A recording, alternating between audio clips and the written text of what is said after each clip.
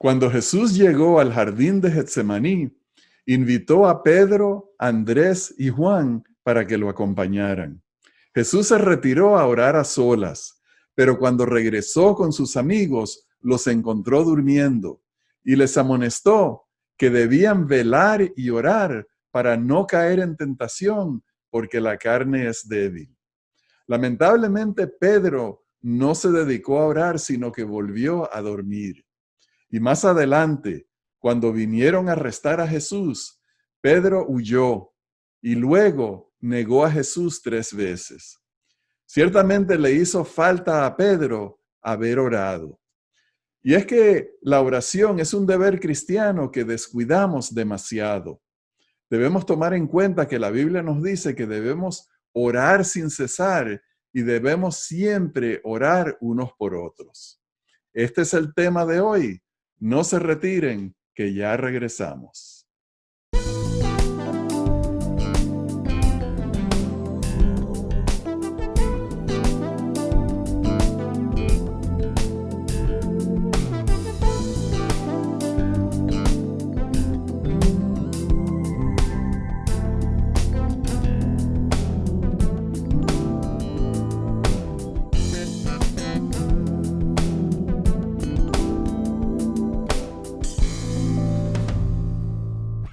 Hola, apreciados hermanos, bienvenidos a Perspectiva Bíblica. Y Johnny recibe un saludo cordial. Hoy tenemos un tema interesante que es el poder de la oración, interceder por otros. Y este asunto de oración, aquí nosotros, tú estando allá en Ohio y yo aquí en Pasadena, le es mucho más fácil al ser humano hoy en día entender el concepto de comunicación a distancia, ¿verdad? Correcto. Sí, bueno. Afortunadamente ya tenemos mucha práctica haciendo esto. Sí, y el Zoom que usa Dios como que es más efectivo porque acá a veces se nos olvida apretar el botón de record y pasan otras cosas. Digo, errores que cometo yo porque tú siempre lo haces todo perfectamente bien. Oramos entonces para comenzar. Oramos. Gracias, Señor, por el privilegio que tenemos de estudiar tu palabra. Ayúdanos y guíanos al desdoblar los textos bíblicos. En el nombre de Jesús oramos. Amén. Amén. Vamos a comenzar el tema de hoy, Johnny, con las palabras de Pablo a Timoteo. Te mando delante de Dios, quien da vida a todas las cosas, y de Cristo Jesús, quien dio testimonio de la buena confesión delante de Poncio Pilato, que guardes el mandamiento sin mancha ni reproche hasta la aparición de nuestro Señor Jesucristo. A su debido tiempo la mostrará el bienaventurado y solo poderoso, el Rey de Reyes y Señor de Señores, el único que tiene inmortalidad, que habita en luz inaccesible, a quien ninguno de los hombres ha visto ni puede ver. A él sea la honra y el dominio eterno. Amén. Johnny, la primera cosa que tenemos que notar de este versículo cuando estamos en el tema de la oración es que cuando nosotros dirigimos nuestras oraciones, las hacemos al que es solo poderoso, Rey de Reyes y Señor de Señores. No estamos hablando con una persona a la cual le estamos dando instrucciones, estamos hablando con la majestad del cielo. Y es interesantísimo porque las instituciones a las cuales nosotros estamos acostumbrados no funcionan así. No se puede llegar a la persona que está en poder, ya sea el Chief Executive Officer o el presidente. Siempre hay montones de intermediarios impidiendo y haciendo un ser, ¿cómo se dice? Pasando por un colador. Una barrera, sí, filtrar. Filtrar para que no lleguen las personas. Pero aquí, directo. Sí. En oración, gloria sea su nombre. Entonces la Biblia nos da a entender en diferentes pasajes, y vamos a leer uno más, que habla acerca de la soberanía de Dios.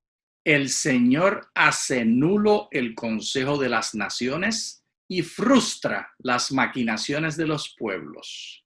El consejo del Señor permanecerá para siempre, y los pensamientos de su corazón por todas las generaciones. En él también recibimos herencia, habiendo sido predestinados según el propósito de aquel que realiza todas las cosas conforme al consejo de su voluntad. Yo me siento muy agradecido, Rafael, del privilegio de la oración. Esta idea que Dios está listo a darnos su consejo, a compartir con nosotros. Como ya mencionamos, en el aspecto humano sería semejante a que el vendedor o el que se encarga de limpiar o cualquiera que hace cualquier trabajo en la corporación tenga acceso directo al CEO para decidir si va a barrer de derecha a izquierda o de izquierda a derecha. Si va. Y esto hace pensar que algunas personas se imaginan que no está Dios interesado. Pero lo que nos dice la Escritura y la revelación es que Dios está interesado si queremos barrer de la derecha a la izquierda o de la izquierda a la derecha. Ok, vamos a ir entonces al pasaje en Isaías que nos habla acerca de cómo Dios hace su voluntad. Yo anuncio lo por venir desde el principio y desde la antigüedad lo que aún no ha sido hecho. Digo, mi plan se realizará y haré todo lo que quiero. Yo llamo desde el oriente al ave de rapiña y de tierra lejana al hombre que llevará a cabo mi plan. Yo hablé y yo haré que suceda. Lo he planeado y también lo haré. Nuestra confianza como cristianos está depositada en que Dios tiene un plan para el universo y Dios tiene un plan para nuestras vidas. Él sabe lo que va a hacer. Él tiene el control de todos. Él usa a los seres humanos para realizar sus designios. Entonces, Johnny, la pregunta obligada es, ¿para qué oramos? Si ya Dios tiene todo listo y todo Calculado. planificado y Él hace lo que Él quiere y utiliza a los hombres para hacer lo que Él quiere, ¿qué hacemos nosotros orando? Pues esta pregunta está relacionada a la realidad de la calidad de la relación y viene en ambas direcciones. El deseo que Dios desea de tener una relación de calidad con nosotros y el deseo nuestro de tener una relación de calidad con Dios. Y esto se hace como cualquier relación, compartiendo. Bueno, entonces vamos a contestar esa pregunta. Si Dios es tan soberano ya siendo que Dios es soberano y que tiene un plan y utiliza a los seres humanos, a los seres celestiales para cumplir sus designios, entonces, ¿por qué debemos orar? Vamos a ir, la primera respuesta la vamos a encontrar en Mateo 26. Entonces llegó Jesús con ellos a un lugar que se llama Getsemaní y dijo a los discípulos, siéntense aquí hasta que yo vaya allá y ore. Tomó consigo a Pedro y a los dos hijos de Zebedeo y comenzó a entristecerse y angustiarse. Entonces les dijo, mi alma está muy triste hasta la muerte. Quédense aquí y velen conmigo. Pasando un poco más adelante, se postró sobre su rostro, orando y diciendo, Padre mío, de ser posible, pase de mí esta copa, pero no sea como yo quiero, sino como tú. Cuando Jesús estaba en el momento de mayor angustia, cuando Jesús estaba en el momento de mayor dolor para su vida, que le venía el episodio más difícil que iba a tener, Jesús fue a orar. No solamente eso, Johnny, dice que llamó a sus tres más íntimos, para que lo acompañaran, para que estuvieran con él. Esa es una razón que Jesús nos da para orar. El apoyo de la relación, ser buenos amigos. Esto es lo que está viéndose aquí. Él ya, al decir que llamó a los más íntimos, indicaba que su relación con ellos tenía diferentes niveles. Unos tenían más deseo de relacionarse y otros menos deseo. Jesús tenía más deseo de relacionarse con uno y menos deseo con otro. Y era mutuo entre esos cuatro. Jesús y esos cuatro, tenían una relación más estrecha. Y Jesús deseaba ese apoyo al momento de su ansiedad y de su necesidad. Entonces, lo admirable para nosotros tomar de este pasaje, entre todas las cosas que hay aquí interesantes, es que En el momento de su mayor necesidad, Jesús recurrió a la oración. Cuando el mundo nos enseña a nosotros a recurrir a las drogas, al licor o alguna otra cosa, Jesús nos enseñó que es la oración la que nos da fortaleza a nosotros. Y vamos a ver qué más dice este pasaje. Y volvió a sus discípulos y los halló durmiendo, y dijo a Pedro: ¿así que no has podido velar ni una sola hora conmigo? Velen y oren para que no entren en tentación. El espíritu a la verdad está dispuesto, pero la carne es débil. Entonces, el mandato de Jesús es velar y orar. Algo que no practicamos con la disciplina que debiéramos. Todos tenemos lugar para mejorar aquí. Entonces, ¿por qué? Número uno, para no entrar en tentación. Yo entiendo esto, es decir, que lo que Jesús está diciendo, en la oración ustedes van a encontrar fortaleza. Y hay muchas explicaciones para eso, Johnny. Una de ellas es que tenemos más conscientemente a Dios en nuestra vida. Cuando estamos orando, nos estamos comunicando con Dios. Tenemos la presencia de Dios delante de nosotros. Nos elevamos por la gracia de Dios al trono de la gracia. Estamos en comunión con Dios. Y otra cosa, Johnny, que cuando nosotros oramos, podemos descansar sabiendo que hemos puesto las cosas en las manos de Dios. Nosotros no tenemos control, nosotros no tenemos el poder, nosotros no tenemos la forma de rescatar del hoyo nuestra vida, pero está en las manos de Dios y ahí está nuestra esperanza. Amén. Qué palabras bonitas, Rafael. Ahí es que está mi esperanza también. Y por supuesto, ese ejemplo que Jesús nos dio, de si lo vemos a Él acudiendo a la oración, así tenemos que hacer cuando tenemos los mismos problemas y estamos en las mismas circunstancias en las que estaba Jesús. Ahora vamos a ir al pasaje en Deuteronomio para ver cómo se da aquí una razón muy peculiar para hacer oración. Ciertamente el Señor, tu Dios, te introduce en una buena tierra, tierra de arroyos de agua, de manantiales y de fuentes del abismo que brotan en los valles y en los montes, tierra de trigo, de cebada, de vides, de higueras y de granados, tierra de olivos ricos en aceite y de miel. Tierra en la cual no comerás el pan con escasez, pues nada te faltará en ella. Tierra cuyas piedras son de hierro y de cuyas montañas extraerás cobre. Comerás y te saciarás y bendecirás al Señor tu Dios por la buena tierra que te habrá dado. Qué bendición de una promesa tan fiel. Cuando nosotros estamos en relación con Dios, estamos en la bendición de que no nos van a faltar las cosas terrenales. Y aquí da una serie de detalles. Si hubiera sido escrito en el día de hoy, hubiera dicho que tendremos un salario fijo para cada uno de nosotros, que vamos a tener acceso a supermercados con tremenda variedad de alimentos, que va a haber una tarjeta de Costco con crédito para cada uno. Y esto es porque estamos en relación con Dios. Y la oración es una de esas manifestaciones de esta relación. Eso es lo que yo entiendo y leo en este pasaje. Y a mí me llama la atención, Johnny, eso de bendecirás al Señor tu Dios. Porque a veces nosotros pensamos, o podemos caer en el error de pensar que la bendición es solamente una cosa que Dios nos da a nosotros. Cuando la Biblia nos enseña a que debemos bendecir a Dios. Y tenemos muchas razones por las cuales bendecir a Dios.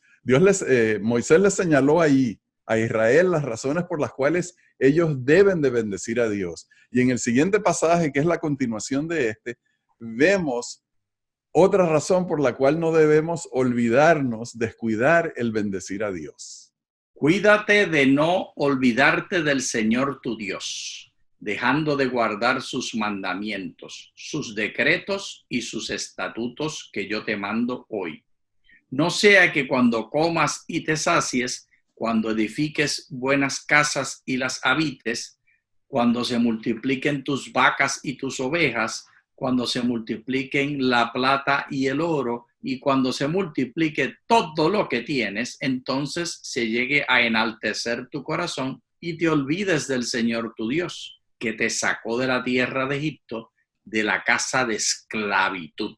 Entonces la razón está muy clara por la cual debemos orar y en nuestras oraciones bendecir a Dios, para que no nos olvidemos y de que las bendiciones vienen de Él y no nos vayamos a enorgullecer y sin darnos cuenta pensar que nosotros, por nuestros propios talentos, nuestras propias habilidades, hemos logrado tantas bendiciones y tantas cosas buenas en nuestras vidas. Siempre alimentando esta relación de uno a uno con Dios.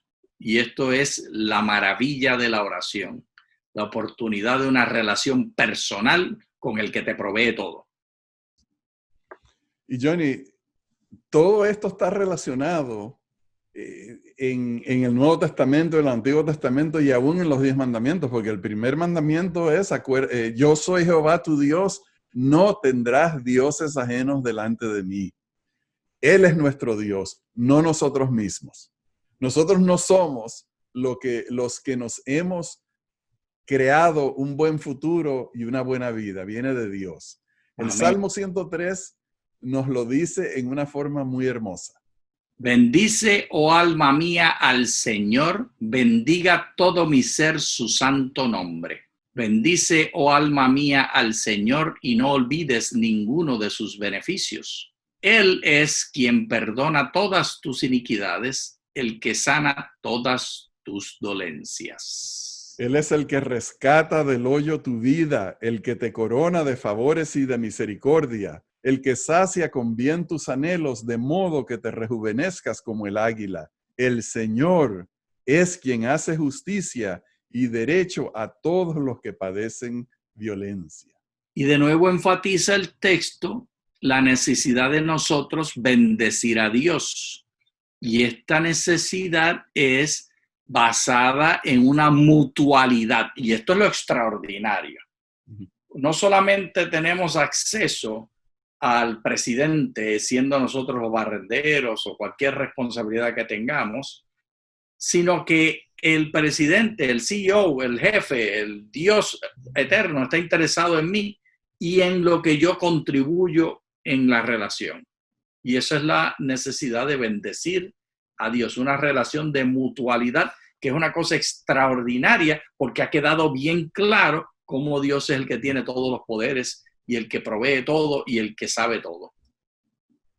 Y Johnny, entonces ya hemos visto en los versículos que hemos cubierto que la oración es algo que nos ayuda a nosotros a alabar a Dios, a reconocerlo a Él en nuestras vidas como el dador de todos los bienes, el que nos da todo a nosotros. Esa lista del Salmo 103 es ciertamente muy hermosa y nos ayuda a nosotros también a mantenernos en comunión con Él. Pero entonces, ¿qué es lo que hace la oración? ¿Qué poder tiene fuera de estas dos cosas? Vamos a ver cómo lo pone Santiago.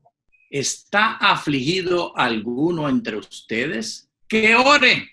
¿Está alguno alegre? Que cante salmos. ¿Está enfermo alguno de ustedes? Que llame a los ancianos de la iglesia y que oren por él, ungiéndolo con aceite en el nombre del Señor. Y la oración de fe dará salud al enfermo, y el Señor lo levantará. Y si ha cometido pecados, le serán perdonados. Por tanto, confiésense unos a otros sus pecados y oren unos por otros de manera que sean sanados. La ferviente oración del justo, obrando eficazmente, puede mucho. Aquí es fascinante, Rafael, lo que nos muestra Santiago. Y recordemos que este Santiago era hermano de Jesús. Sí. Él creció con Jesús, era mayor que Jesús, así que él vio a Jesús en todo su desarrollo, tenía una relación, tenía opiniones íntimas acerca de quién era Jesús. Y él nos da la información de que la oración es una mutualidad no solamente entre el individuo y Dios, uno a uno, sino que también entre el individuo y los miembros de la comunidad, particularmente que están en necesidad, y los miembros de la comunidad que están en necesidad, un tercero puede interceder por mí y mis pecados ser perdonados y yo ser sano. Y me anima a que yo me confiese a ti y tú te confieses a mí, para que entonces un tercero ore por nosotros y nuestros pecados sean perdonados y seamos sanados. Esa es la geometría, la arquitectura, la fórmula que está presentando Santiago, quien conocía a Jesús de manera personal. Y todo esto, Johnny, es por el diseño de Dios. Cuando Jesús vino aquí, vino a fundar una iglesia. Dio dones en la iglesia. Algunos de esos dones son dones que vienen a través de la oración. La iglesia necesita orar unos por otros. Yo necesito ser humilde y pedirte a ti, pedir a la iglesia que oren por mí. Yo necesito también ser lo suficientemente dedicado y amoroso como para orar por otras personas. Santiago dice que la oración del justo es muy eficaz o tiene mucho poder, dicen otras versiones. No tanto porque uno sea justo, porque el Señor Jesús dijo que no hay ninguno que es justo y por eso es que oramos en el nombre del Señor. Pero Santiago sabía que la oración tiene gran poder y por eso nos dio el siguiente ejemplo en los versículos siguientes. Vamos a leerlos. Elías era un hombre sujeto a pasiones igual que nosotros, pero oró con insistencia para que no lloviera. Y no llovió sobre la tierra durante 3 años y 6 meses. Y oró de nuevo, y el cielo dio lluvia y la tierra produjo su fruto. Aquí nos está diciendo Santiago el poder de la oración. Así como hizo Elías, que oró y el cielo obedeció gracias al poder de Dios, tanto como para dar sequía como para dar fruto, entonces nuestras oraciones unos por otros también pueden ser efectivas en nuestras vidas. ¿Qué otros ejemplos hay en la Escritura, Johnny? Pues Rafael, me encanta el Antiguo Testamento que presenta tantos ejemplos e historias. Y aquí leyendo en Éxodo el capítulo 32, acerca de la experiencia dramática y trágica que experimentó el Señor Moisés y el hermanito de Moisés, Aarón, tiene un papel muy de villano. Y dice la Escritura, Éxodo 32, 7 al 14. Entonces Jehová dijo a Moisés, anda, desciende sobre tu pueblo que sacaste de la tierra de Egipto, se ha corrompido. Pronto se han apartado del camino que yo les mandé, se han hecho un becerro de fundición y lo han adorado y le han ofrecido sacrificios y han dicho, Israel, estos son tus dioses que te sacaron de la tierra de Egipto. Dijo más Jehová a Moisés, yo he visto este pueblo que por cierto es pueblo de dura cerviz. Ahora pues déjame que se encienda mi ira en ellos y los consuma, y de ti yo haré una nación grande. Entonces Moisés oró en presencia de Jehová su Dios y dijo, oh Jehová, ¿por qué se encenderá tu furor contra tu pueblo que tú sacaste de la tierra de Egipto con gran poder y con mano fuerte? ¿Por qué han de hablar los egipcios diciendo, para mal los sacó, para matarlos en los montes y para raerlos de sobre la faz de la tierra? Vuélvete del ardor de tu ira y arrepiéntete de este mal contra tu pueblo. Acuérdate de Abraham, de Isaac y de Israel, tus siervos, a los cuales has jurado por ti mismo y les has dicho, yo multiplicaré vuestra descendencia como las estrellas del cielo y daré a vuestra descendencia toda esta tierra de que he hablado y la tomarán por heredad para siempre. Entonces Jehová se arrepintió del mal que dijo que había de hacer a su pueblo. Mira qué fascinante. La oración aquí tiene la capacidad de alterar, de cambiar el curso de la historia y el plan de Dios. Dios le dice, son 3 actos por lo menos. El acto número 1, la inmoralidad del pueblo en idolatría, porque la idolatría estaba generalmente relacionada con actos sexuales ilegales, fuera del matrimonio. Esa inmoralidad es el acto 1. El acto 2 es el enojo y la ira terrible de Dios que quiere destruirlo y hacerle un pueblo nuevo a Moisés. Y el acto 3 es la oración de Moisés que cambia el propósito de Dios. Y tenemos otras oportunidades en la Escritura donde se ve esto mismo, que Dios cambia de opinión. Ocurre en los diálogos de Jesús con la mujer sirofenicia y con otros. Además, en el caso de Moisés también ocurre más de una vez. Entonces, Rafael, ¿podemos nosotros cambiar lo que el CEO, el presidente, el Dios del universo desea hacer? Tenemos 2 opciones, ¿verdad? O creemos la historia de la Biblia como está escrita, o decimos, no, esa es la manera como la presentaron ellos, porque así era que ellos pensaban, pero eso no es lo que es Dios. Yo no acepto esa idea. Yo acepto lo que dice la Biblia como la Biblia lo dice. El teólogo, y perdona que estoy hablando tanto, Rafael, es que me echaste un vellón y la vellonera está dándole candela. Resulta que la idea teológica más innovativa del siglo XX se produjo en el cerebro de un adventista del séptimo día, el teólogo Richard Rice, que está localizado ahora mismo en la Universidad de Loma Linda. Estuvo en la sierra la mayor parte de su carrera, los últimos años en la Universidad de Loma Linda. Richard Rice escribió The Openness of God, que no tenemos tiempo de desempacar todo lo que implica, pero lo que hace esta teología y esta idea acerca de la persona de Dios es explicar textos como estos, que nos muestran que Dios es real y que Dios tiene afectación, que Dios es afectado y afecta. Ahí esa relación es una relación real. ¿Cómo lo ves? Bien, Johnny, debido a que se nos está acabando el tiempo, vamos a tener que avanzar nosotros tenemos pasajes en la Escritura donde, por ejemplo, el Señor dijo, pedid y se os dará.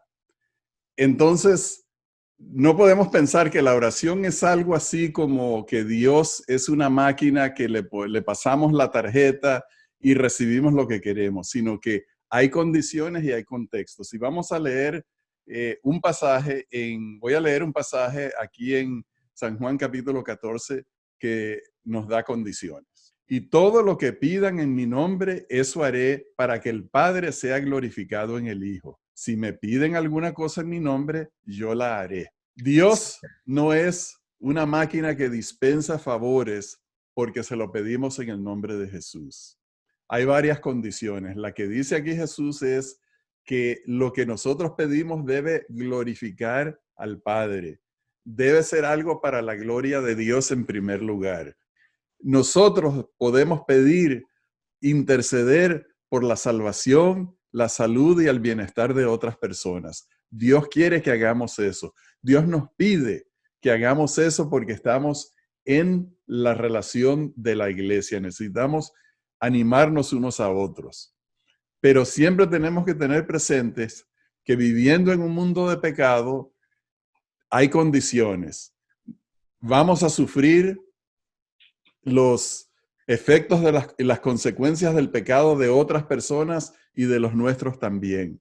Cuando pedimos, debemos pedir para glorificar a Dios y debemos, como Jesús lo hizo, pedir que se cumpla la voluntad del Señor. Y queridos hermanos, con este pensamiento en mente, llegamos al final de nuestro estudio. Les agradecemos por habernos acompañado y les deseamos muchas bendiciones de Dios.